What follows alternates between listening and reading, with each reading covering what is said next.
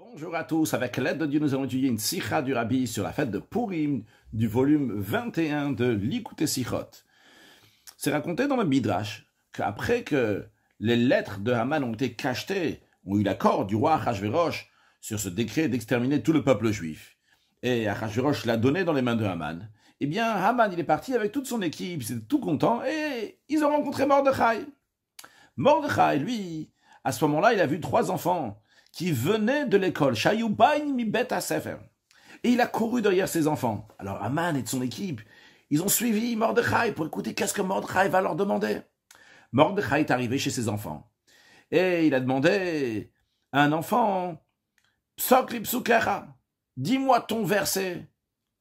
Alors l'enfant lui a répondu, Al tira mi pachat pitom, ou mi shoat reshayim kitavo. Ne crains pas d'une terreur soudaine, ni d'un malheur qui s'abat sur les méchants. En d'autres mots, ça ne va pas te toucher à toi. Ça peut s'abattre sur les méchants, mais pas sur toi. Le deuxième enfant, il a dit, Ani kariti ayomazé. Moi, j'ai étudié aujourd'hui, j'ai lu. Ou basé à Pasukamati. Je me suis arrêté avec ce verset-là, mi bet hasefer, lorsque je partais de l'école. Quel verset? Utsu eitza vetufar.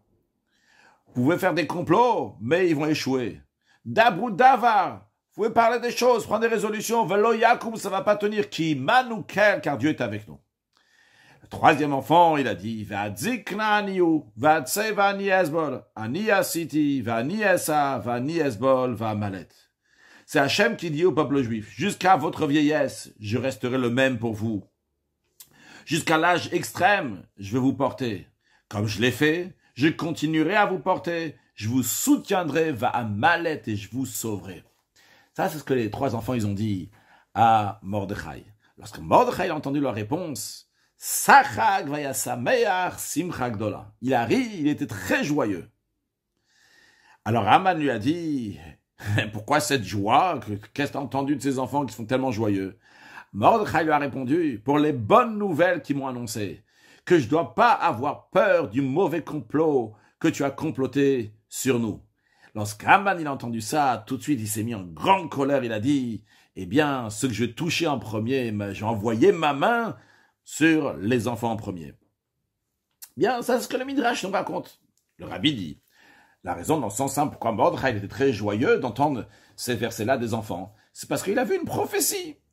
La prophétie, la bouche de ses enfants, Al-Tira, n'aie pas peur, Utsu Eitza, vous pouvez faire des complots, ça va pas tenir, va Diknaniu, je serai toujours avec vous, même en vieillesse, il y aura rien qui va vous arriver, à Niesbol, je vais soutenir, va mal, je vais vous sauver, etc. C'est ça, donc, la raison pourquoi il était joyeux. Il a vu ça, une sorte de prophétie qu'il n'a pas de quoi avoir craindre du décret de Haman. Et d'ailleurs, comme on retrouve dans plusieurs endroits de la Gemara, cette notion-là de Psok li psukecha, dis-moi ton verset. Lorsqu'on demande à un enfant un verset, c'est une sorte de prophétie, une mini-prophétie, quelque chose similaire à ça, donc quelque chose qui vient d'en haut. Mais le Rabbi nous dit ici, en ce qui concerne Mordechai, c'est pas suffisant de dire ça. Parce que, si ça, tout le contenu de l'histoire, c'est ça que les enfants, ils ont donné une prophétie à Mordechai, pourquoi c'est important de dire ici les détails? Qu'il les a rencontrés lorsqu'ils venaient de l'école, et qu'ils étaient 3 enfants qui ont dit 3 versets. Alors c'est vrai, en ce qui concerne les autres détails de l'histoire, le fait qu'il a rencontré des enfants sans aller les chercher, et qu'il y a plus qu'un enfant qui a dit des versets qui ont un sens de bonnes nouvelles, etc., c'est vrai que ça souligne plus le fait que c'est comme une sorte de prophétie. Mais en ce qui concerne donc le détail, qu'il venait, il sortait de l'école et qu'il a rencontré 3 enfants particulièrement, pourquoi ce détail-là? Dans Seif Bet, le Rabbi nous dit, tous les sujets dans la Torah sont extrêmement précis. C'est-à-dire que même l'ordre des choses et les détails des expressions dans l'histoire sont précis et importants. Alors, première question que le Rabbi nous demande, a priori, l'ordre des versets n'est pas l'ordre qu'on retrouve dans la Torah, Nevi'im et Ktuvim. C'est-à-dire, il y a un ordre, il y a 24 livres, et donc chaque livre, donc il a son ordre, qu'est-ce qui vient avant, qu'est-ce qui vient après. Ici, ces 3 enfants-là, lorsqu'ils ont dit les versets, le premier, il a dit Al-Tira, le deuxième Utsu Eitza, le troisième Ve'adzikna, ça correspond pas comme ils sont écrits dans le Tanakh. Les versets de Utsu Eitza et Adzikna, donc le deuxième et troisième verset, ils se trouvent dans le livre de Yishayahu, qui se trouve dans les livres avant le livre de Mishlei, c'est-à-dire le livre de Yishayahu sur les 24 livres, c'est le 10e, tandis que le livre de Mishlei, c'est le 15e livre. Et logiquement, l'ordre, la manière qu'on en prend avec les enfants à l'école, c'est dans l'ordre. Torah d'abord, après les Nevi'im, les prophètes, après les Ktuvim, après les hagiographes. Donc ici, c'est pas dans l'ordre. On n'a pas donc d'abord les versets qui sont dans le prophète Ishaïa et après les versets qui sont dans le livre de Mishlé. De même, les versets ne sont pas dans le sens inverse. On aurait pu commencer donc à l'envers. On aurait commencé d'abord donc avec le livre de Mishlé et après dans Ishaïa. Mais dans Ishaïa même, nous avons le deuxième verset donc de Utsu Eitza qui se trouve dans le chapitre 8 et après le verset de Hadzikna qui est dans chapitre 46. Donc on a chapitre 8 et après chapitre 46. Alors, c'est vrai qu'ils sont dans l'ordre, chapitre 8, chapitre 46. Si on va donc du début à la fin, mais si on va dans le sens inverse, on aurait dû commencer d'abord chapitre 8, après on continue chapitre 46 et après on passe à Mishlé. Non, c'est pas dans cet ordre-là. Donc c'est ni dans un ordre donc, du début à la fin, ni de la fin au début. Deuxième question, le rabbi nous demande. Le premier enfant, le Midrash nous dit que il a dit tout de suite le verset sans faire d'introduction. Mordechai a dit Psok Lipsukera, dis-moi ton verset. Il a dit mon verset c'est Altira, n'aie pas peur. Mais le deuxième enfant, il n'a pas juste dit un verset, il a dit Ani Kariti Ayom, moi aujourd'hui j'ai lu ou basé à Pasukamat et je me suis arrêté avec ce verset-là à l'école. Sous-entendu qu'il a pris d'autres versets à l'école, jusque c'est avec ce verset-là qu'il s'est arrêté. Alors le rabbi demande, c'est étonnant, c'est pas compréhensible, en ce qui concerne le premier enfant, il a pris que ce verset-là, Altira, et pas plus. Le deuxième, il a pris plus, il dit j'ai appris plus. Le premier, il dit seulement Altira, et pas plus. Troisième question, le rabbi demande, si Mordechai a vu ça en tant que prophétie, pourquoi il s'est exprimé, quand il a parlé à Haman, il a dit, je suis content pour les bonnes nouvelles qu'ils m'ont données. Il aurait dû dire sur les prophéties, les bonnes prophéties, ou quelque chose de similaire à cela. Donc, en plus de la question que le rabbi a demandé donc dans le premier séif, dans séif Aleph, qu'est-ce qu'il y a besoin de ces détails-là, de dire qu'ils venaient de l'école et dire qu'ils étaient trois. En plus de ça, le rabbi a rajouté encore trois questions ici dans séif Bet. C'est pas fini avec les questions. Séif Gimel, le rabbi nous dit, il faut aussi comprendre, comme c'est raconté dans le Midrash, cet événement-là, que Mordechai a rencontré les enfants, c'est juste après que les lettres ont été cachetées, ont reçu le cachet, le tampon, l'accord du roi Achashverosh, et ça a été donné donc à Haman pour pouvoir exterminer tout le peuple juif. Et quand il a entendu donc ces versets-là des enfants, Mordechai était extrêmement joyeux suite à cette bonne nouvelle qu'il n'a pas de quoi craindre du complot de Haman. Mais dans ces cas-là, c'est la question, une question évidente. Juste après, on voit que Mordechai a renversé le monde, tout un bruit avec Vayilbash Sak Vaefer. Il s'est habillé avec un sac, avec de la cendre. Vayizak Zakak Dolor Mara. Il a poussé des cris grands et amers à Shushan pour réveiller les Juifs à faire tchouva. Et tous les détails donc, que Mordechai a fait après ce qu'il a dit à Esther de faire, comme c'est raconté dans la Megillah. Ah, donc, a priori, si Mordechai il a entendu ici des bonnes nouvelles, une prophétie, c'est pas juste de bonnes nouvelles, si c'était une prophétie, alors en ces cas-là, Mordechai aurait dû être joyeux, c'est tout, c'est fini. Qu'est-ce que maintenant il va mettre du sac et de la cendre, etc. Le rabbi nous dit, on est obligé de dire, on comprend que Mordechai, quand il a entendu les enfants qui disent Psok Lipsukach à des enfants, c'était pas en tant vraiment une prophétie.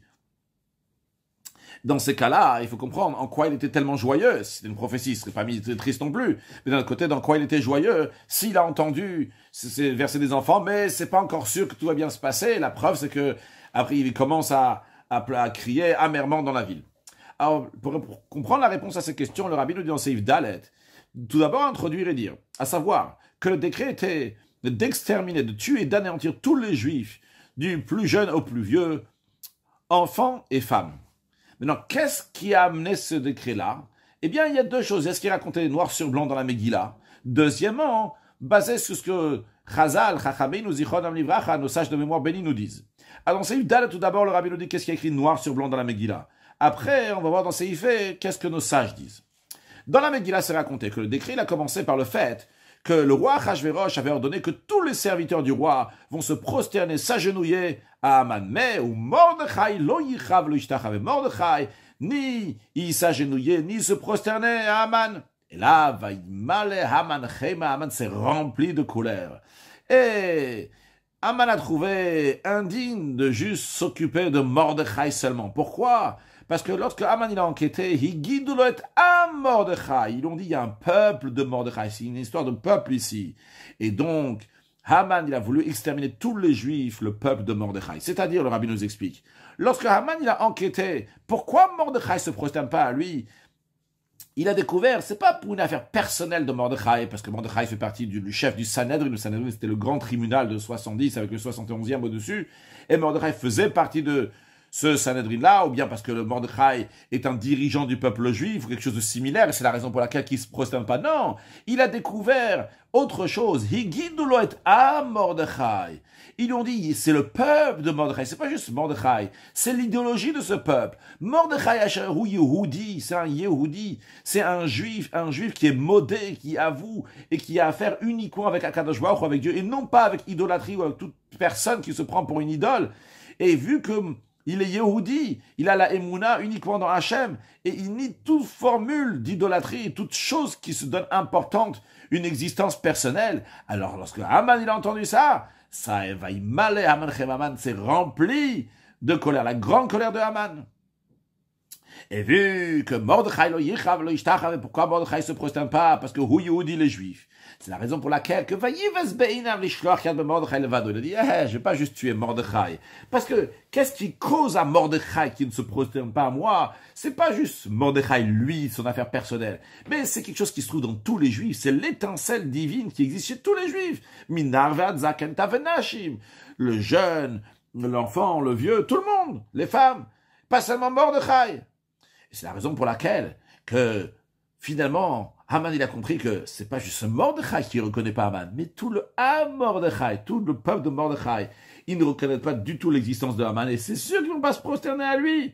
Et c'est la raison pour laquelle qu'il a cherché un moyen, les Hashemit Kol HaYehudim, d'exterminer tous les Juifs. Ça, c'est ce qu'il est raconté dans la Megillah. Seif et le Rabbi nous dit. Qu'est-ce que nos sages disent? Nos sages nous disent plus que ça. Nos sages viennent nous développer et nous dire d'où Haman il a eu la possibilité de faire une chose si grave. Comment c'est arrivé? Il y a quelque chose en haut qui s'est passé, quelque chose de spirituel qui s'est passé. Justement, c'est fait le Rabbi nous dit, mais comment c'est possible que Haman il a réussi de faire un si grand décret sur le peuple juif?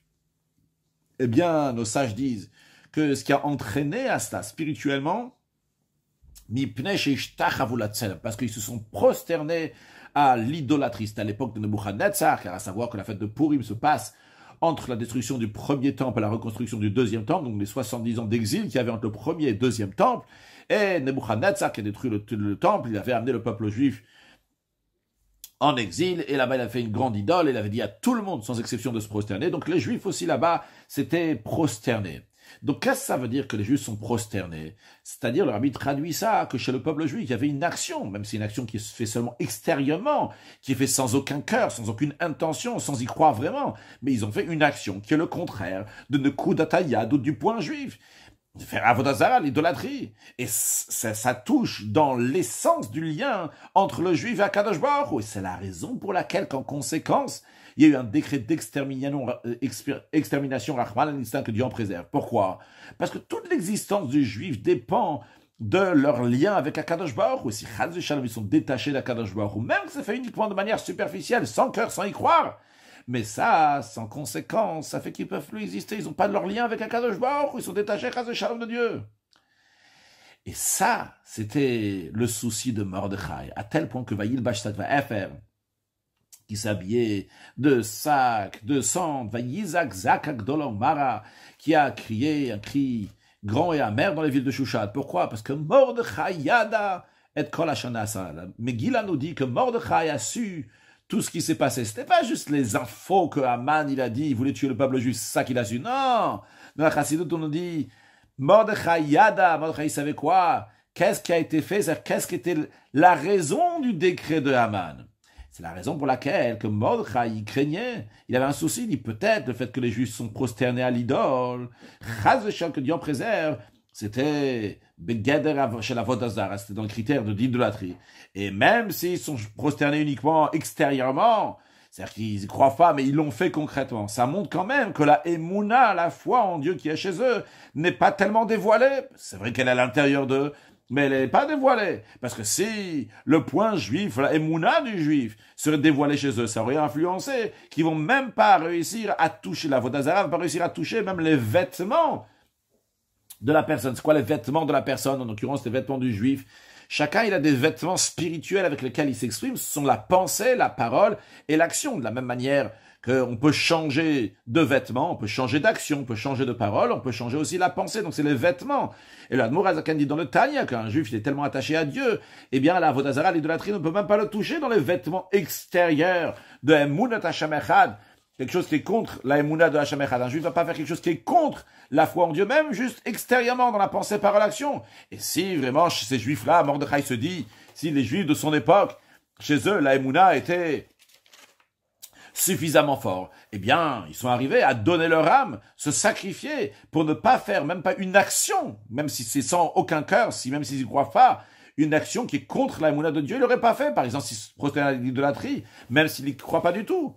Pourquoi le juif n'aurait pas fait ça si la Emouna serait de manière dévoilée? Parce que, vu que la volonté du juif, c'est d'être toujours attaché à Dieu, alors l'âme du juif craint de toucher même à l'extrémité un tout petit peu de l'impureté, de l'idolâtrie, qui est contre la foi en Dieu unique, même pas avec ses vêtements extérieurs de la parole ou l'action, même s'il n'y croit pas du tout.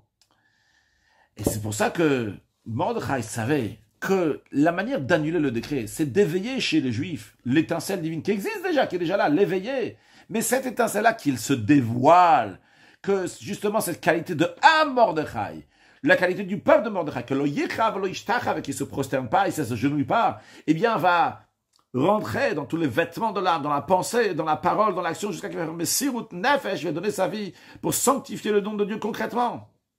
Et lorsque Mordechai a entendu des enfants, Shayubai mi bet sefer, qui venaient de l'école, Rabbi soulignera bien après, c'est quoi cette précision-là? Pas juste des enfants qui sont dans l'école, des enfants qui sortent de l'école. Il a entendu des versets qui expriment la émouna, la foi et la confiance en Kadosh Baruch Hu, les versets qu'on a dit tout à l'heure, Al-Tira, n'aie pas peur, Utsu Eitza, faites des complots, et ils vont échouer, Ve'adziknani Ukasham, il est toujours avec nous, même dans des moments de vieillesse, etc. Lorsqu'il a entendu ça, Mordechai, il a compris que son plan est bon, que les Juifs vont tenir à l'épreuve, ils vont être prêts à faire Messirut Nefesh, à donner leur âme. Mais Sachax, Vehaya Samer, Simchak Dola, il était très joyeux. Il a compris qu'il n'y a pas de quoi craindre du complot chez Yatzta Alenu que toi, Aman, tu as fait sur nous. Parce que Mordechai, il a compris qu'à travers les enfants, si eux, ils viennent, et ils disent ces versets-là, eh bien, on va réussir à ramener les parents aussi, à dévoiler la Emouna qui existe déjà dans eux, qui va s'exprimer dans le concret, dans la vie de tous les jours. Donc ça, c'était la première étape. Après que il a entendu ces bonnes nouvelles. C'est vrai, il y a écrit dans la suite que Mordechai a déchiré ses vêtements, il s'est habillé avec un sac, avec de la cendre, et il est sorti dans la ville, il a crié amèrement, etc. Et dans chaque pays où cette nouvelle est arrivée, il y avait un grand deuil pour le juif, et ils ont jeûné, ils ont pleuré, etc. Tout ça, c'est pour éveiller la émouna qui existe déjà dans le juif, cette étincelle divine, l'amener bégalouille de manière dévoilée, et qu'il soit prêt à faire Messirut Nefesh, à se donner concrètement. Donc, c'est pas une contradiction le fait que Mordechai, il a été très joyeux. Et après, il est parti et il a commencé à pleurer et à éveiller tout le monde. Pourquoi? Parce que Mordechai, il a entendu des bonnes nouvelles. Il a entendu que son plan va marcher. Il a entendu que les enfants, ils sont dans le droit chemin. Les enfants, ils ont confiance en Dieu. Les enfants, ils ont la Emouna. C'est bon, on va réussir à éveiller la Emouna dans tout le peuple juif. Ça sera fait. Mais il faut passer à l'action. Comment on passe à l'action? En faisant faire tchouva à tout le monde. Donc, il bâche sac vert, il s'habille un sac et de cendre, etc. Maintenant, le rabbi nous dit, en ce qui concerne ces enfants-là, qu'est-ce qu'ils ont dit? Ils ont dit 3 versets. En effet, les versets, ils sont pas dans l'ordre. Mais c'est pas question d'ordre ou pas d'ordre ici. Ils sont, oui, dans l'ordre. Pas dans l'ordre chronologique, dans l'ordre comment ils sont présentés dans le Tanakh. Mais ils sont en ordre dans les niveaux de Emouna, de foi en Dieu. Il y a un niveau de foi en Dieu, un deuxième niveau et un troisième niveau. Comme le rabbi va nous l'expliquer dans quelques instants, l'idée générale qu'on va voir après ces Vav, ces Zayn, c'est que il y a la Emouna, la foi tout court. Après, il y a la Emouna qui rentre dans la compréhension. Après, il y a la foi qui rentre dans la vie de tous les jours, même dans les sentiments. C'est Vav. Le rabbi nous dit la différence du contenu de ces 3 versets est le suivant. Le verset Al-Tira mi pachat pitom ushot reshem kitav ne craint pas d'une peur soudaine et du malheur des mécréants qui vient. On parle ici qu'il y a une crainte, il y a une souffrance, un malheur qui est dévoilé, qui est là, il est arrivé. Mais sur ça, on te dit à toi, Al-Tira, n'aie pas peur. Pourquoi? Il n'y a pas d'explication, Al-Tira, c'est tout, n'aie pas peur. Après, nous avons le verset, Utsu eitzavetufa dabuda vavelo yakum. Faites des complots, ils vont échouer. Faites des résolutions, ils vont pas tenir.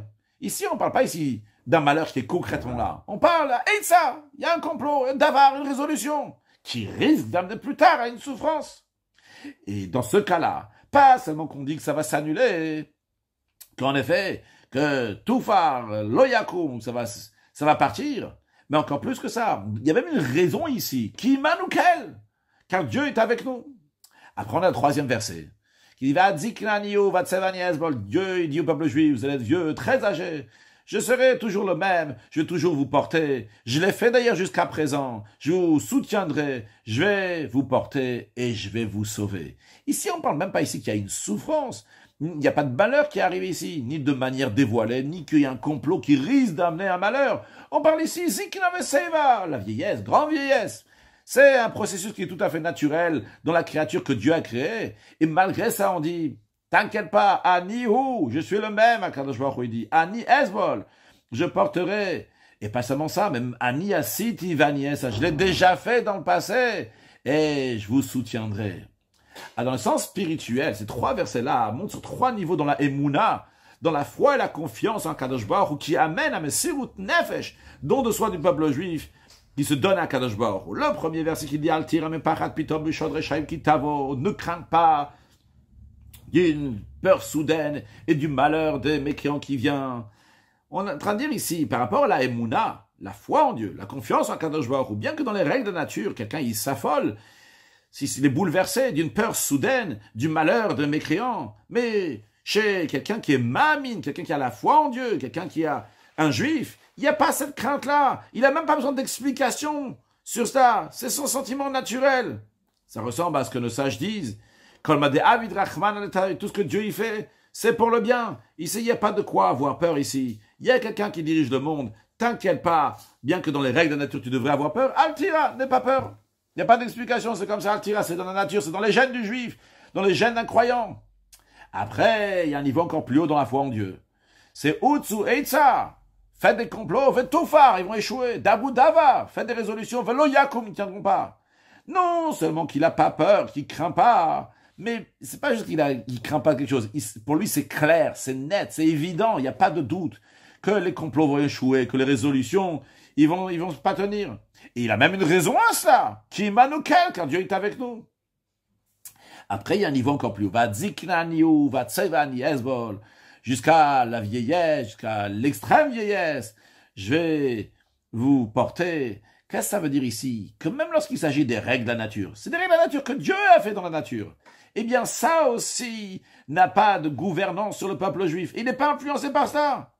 Et c'est la raison pour laquelle ici il faut rajouter encore une explication. On ne se contente pas juste de dire qui manoukel que Dieu est avec nous. On dit Ani Asiti, Hachem l'a déjà fait dans le passé. C'est la raison pour laquelle Ani Esav, Ani Esbol va mal, Kadosh Baruch Hu, il va apporter, il va soutenir et il va sauver. C'est Zayn, le Rabbi nous dit. Ces trois niveaux-là, l'un plus haut que l'autre, dans l'éducation des enfants. C'est ça. Il y a trois enfants ici que le Midrash nous parle. Et ces trois enfants sont trois niveaux d'éducation. Il y a celui qui est au premier niveau d'éducation, le deuxième et le troisième. Chez le premier enfant, on représente l'enfant qui est au début de son éducation. L'éducation, elle est de Psal Tsukera. Dis-moi ton verset. Il n'a pas appris plus. Comme je comprends, le Rabbi n'est pas en train de dire ici, il n'a pas appris plus de versets. Tout ce qu'il sait dans sa émouna, dans sa foi, en Kadosh Baruch Hu, c'est ça seulement. Il sait Altira. Il n'a pas encore compris, il n'est pas encore à un niveau de comprendre. Mais avant ça, un enfant juif doit savoir avec évidence, Altira mi parat pitom, ne crains pas d'une peur soudaine et du malheur de Rechaim qui arrive. Ça ne va pas t'arriver à toi, t'inquiète pas. Altira, n'aie pas peur. Ça, c'est la première des choses. Et lui, il dit pas qu'il a appris plein de versets. Après, nous avons le deuxième enfant, celui qui est déjà plus âgé, il a déjà plus étudié. Et comme il a dit, Amikariti Ayom, j'ai lu aujourd'hui, ou basé à Pasukabati, je me suis arrêté avec ce verset-là. Si on parle d'un enfant ici qui a déjà lu, il a déjà étudié lui-même, il peut comprendre les choses avec sa compréhension. Alors lui, on lui apprend quelque chose de plus profond, hein, un niveau plus haut dans la Emouna, dans la foi et la confiance à Kadosh Baruch Hu. On lui dit, sache que même quand Utsueit ça veut tout faire, que même s'il y a un complot qui se fait, Israël va échouer, t'inquiète pas, Dabou Davar. Ils peuvent faire des résolutions, Velo Yakum, ils vont pas tenir. Et même l'explication à ça pourquoi, qui manoukel, car Dieu est avec nous. Et cette troisième catégorie, après on a la troisième catégorie de l'enfant, lui qui est encore plus développé dans sa compréhension, dans sa conscience, eh bien lui on lui apprend qu'un juif ne s'affole pas, il ressent pas de peur, quoi que ce soit, règles de la nature qu'Akadosh Baruch Hu a fait avec toute l'explication du 3e verset. Donc lui, déjà, il ressent dans la vie de tous les jours, même quand il s'agit des choses qui sont dans la nature, qu'il n'est pas soumis du tout aux règles de la nature, c'est encore plus, il n'y a pas de complot ici, il n'y a pas de malheur. Mais il le ressent totalement. Et c'est la raison pour laquelle que les versets sont présentés d'une telle manière. Ils ne sont pas présentés dans l'ordre des choses comme ils sont dans le Tanakh. Mais ils sont présentés de manière, donc, de niveau en niveau. On comprend aussi pourquoi le 2e enfant, il a dit, moi, j'ai lu aujourd'hui, je me suis arrêté avec ce verset-là. C'est-à-dire que cet enfant-là, donc, il a déjà compris.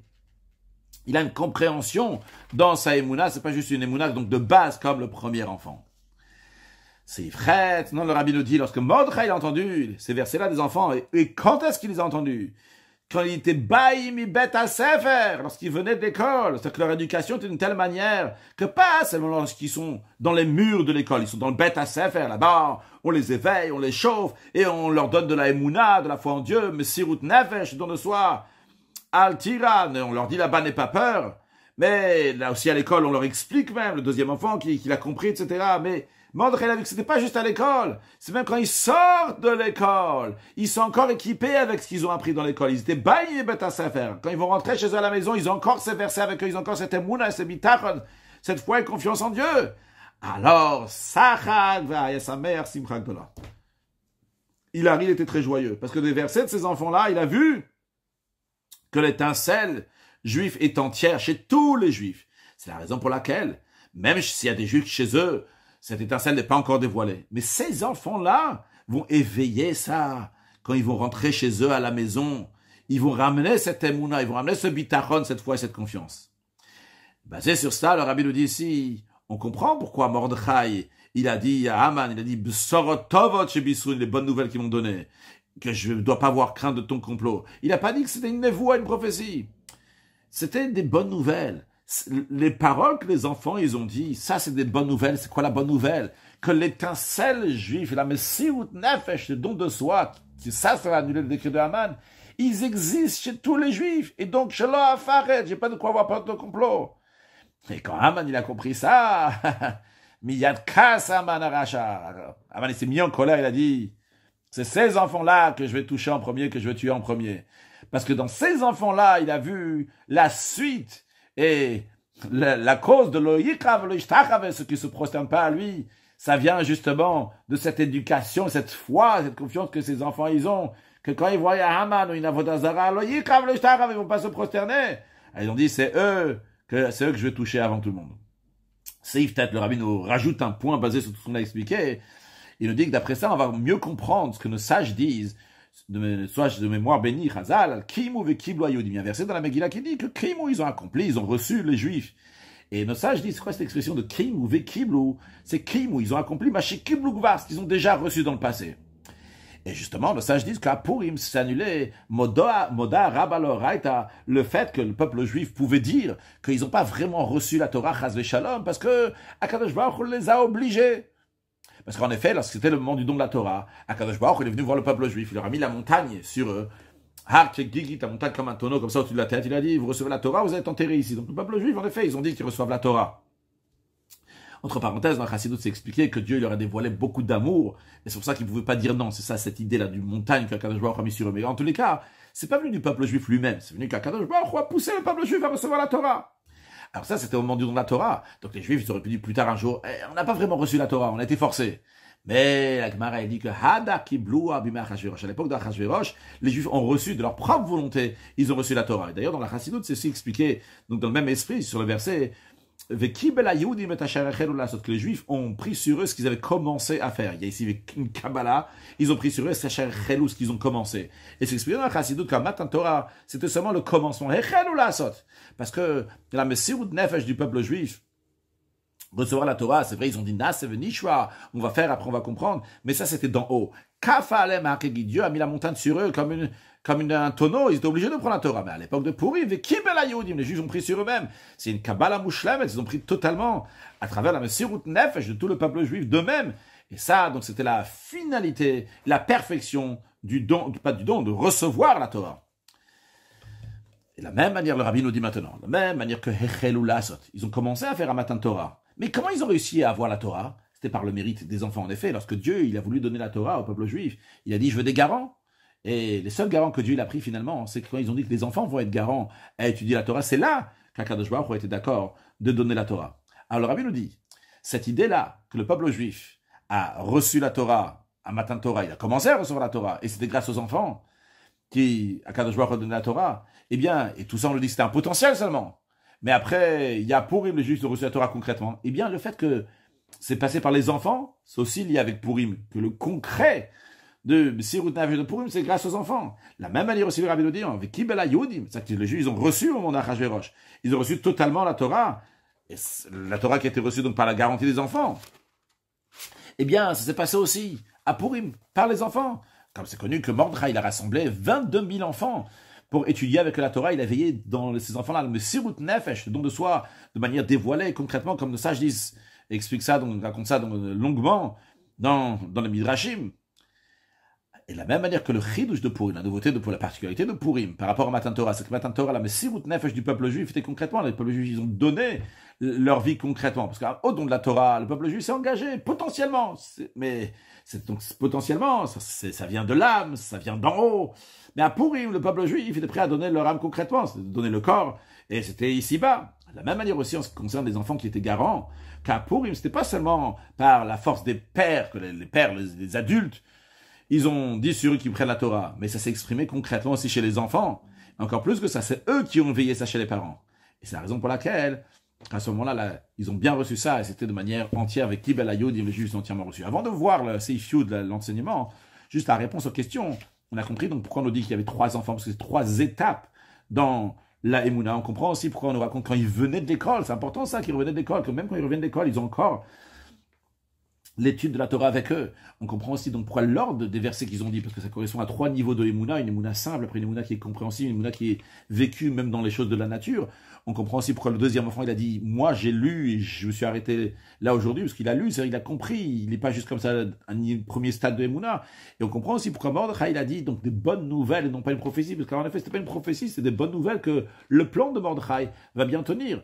Pourquoi on a dit que début il était joyeux et après il a déchiré ses vêtements? Parce qu'il était joyeux, il a compris qu'il y a l'étincelle divine qui est là, qu'elle va s'éveiller après chez tous les juifs. Mais pour ça, il faut l'éveiller. Pour cela, il bâche ça va faire. C'est pour ça qu'il s'est habillé d'une telle manière, donc pour éveiller à faire la tchoua. Et là, le rabbi donc tire un enseignement très important. De là, on apprend un enseignement pour toutes les générations, particulièrement pour la génération de Igveta Dimshicha, des talons de Mashiach, lorsqu'on est encore Avdei Achashverosh, les serviteurs d'Achashverosh. Il faut savoir, quand on veut savoir la situation, l'avenir du peuple juif, il faut regarder les enfants. Et même essentiellement quand ils viennent du Beth Sefer, pas juste quand ils sont à l'école, mais quand ils reviennent de l'école. C'est l'idée qu'on a expliquée dans la Sira. Mordechai voulait savoir qu'est-ce qui allait se passer avec le peuple juif. Est-ce qu'il allait réussir à éveiller l'étincelle divine qu'il y a dans le peuple juif? Il est parti voir les enfants, à travers les enfants. Et pas juste les enfants qui reviennent de l'école. À travers ça, on peut savoir l'avenir du peuple juif. Et le rabbi nous dit, le sens clair de ces paroles-là, c'est que l'éducation doit être une telle éducation que déjà lorsque l'enfant il est petit, dans ses premières années, avant même que les enfants ils sont capables de comprendre des sujets intellectuels, il faut les éduquer et implanter dans eux la connaissance de pas craindre de quoi que ce soit, mais craindre uniquement d'Akadosh Baruch Hu, comme le Baal Shem Tov. Il a dit, le père du Baal Shem Tov, il a dit à son fils, donc le Baal Shem Tov, son fils il avait 5 ans, le père de Rabbi Shem Tov c'était Rabbi Eliezer, et il lui a dit, donc c'était avant de mourir, le Baal Shem Tov il avait environ 5 ans, son père lui a dit, n'aie pas peur de qui que ce soit, et de quoi que ce soit dans le monde, mais uniquement de Akadosh Baruch Hu. Donc dès que l'enfant est petit, tout de suite, il faut lui donner cette conscience-là qu'il n'y a que Akadosh Baruch Hu. Et lorsque les enfants grandissent, ils sont capables de comprendre, on va leur apprendre encore une deuxième étape, de comprendre que Utsuit savait tout faire, que même qu'il y a des complots, ces complots vont être échoués, qui mènent auquel Dieu il est avec nous. Et après encore une troisième étape, donc la Ziknat, c'est comme on l'a appris avant. Maintenant, pour que ces choses-là vont être compréhensibles chez les enfants comme il faut, et que ça va devenir Psukacha, ton verset. Mordechai lui a dit, dis-moi ton verset. Bien, pour ça, c'est pas suffisant de leur juste leur apprendre la Torah écrite, mais il faut leur expliquer au moins quelques points des explications qui sont dans la Torah orale en général, et particulièrement dans la Torah Tarsid ou dans la philosophie chassidique. Et lorsque les enfants juifs, ils vivent avec le sens de ces versets, même quand ils sortent de l'école, et ils amènent ça chez eux à la maison, alors la même manière que c'était à l'époque de Mordechai, la même manière aussi celle de nos jours, que ça va nous donner une évidence pour une existence et une suite de la Torah dans le peuple juif, et qu'il n'y a pas de quoi craindre de quoi que ce soit dans le monde, parce que mipi olim veyom ki misata os, que de la bouche des enfants, Akadosh Baruch Hu donne la force, les hashbitoyev u'midnakem, pour anéantir les ennemis, les vengeurs. Et ça va s'accomplir que veheishiv levavot albanim, qu'Akadosh Baruch Hu va faire que le cœur des parents va revenir avec ceux des enfants à l'idée banim. Et lorsque Hinanoch isholeach et Eliyahu Hanavi, lorsque Akadosh Baruch Hu va envoyer le prophète Élie, et que ces enfants-là, donc, il va dire aux enfants, de manière avec amour et volonté, comme ça c'est l'expression du Rashi là-bas, il dit que Eliyahu Hanavi va dire, avec amour et bonne volonté, allez parler à vos parents pour qu'ils vont choisir le droit chemin. À mon humble opinion, le Eliyahu Hanavi de la génération, c'est le Rabbi, c'est clair ça pour moi. Et Yavo, ça va venir le Yom HaGadol Vanor, en conséquence, va venir le grand jour, grand et redoutable. Et il y aura Geoula le Geoula. Et on va juste apposer une délivrance à la délivrance, c'est l'expression que la Gemara emploie pour dire que Purim, c'est toujours dans le deuxième Hadar. Quand il y a deux Hadar, parce qu'on est Mismar, Geoula, le Geoula, on rapproche une Geoula à une autre Geoula, la Geoula de Purim, la délivrance de Purim, la délivrance de Pesach. Le Rabbi ici, il parle de la délivrance à une autre délivrance, la délivrance à Mitidva Shlema, avec Mashiach Tzidkenu, Bekarov Mamash, très prochainement, Mashiach Now, joyeux Purim.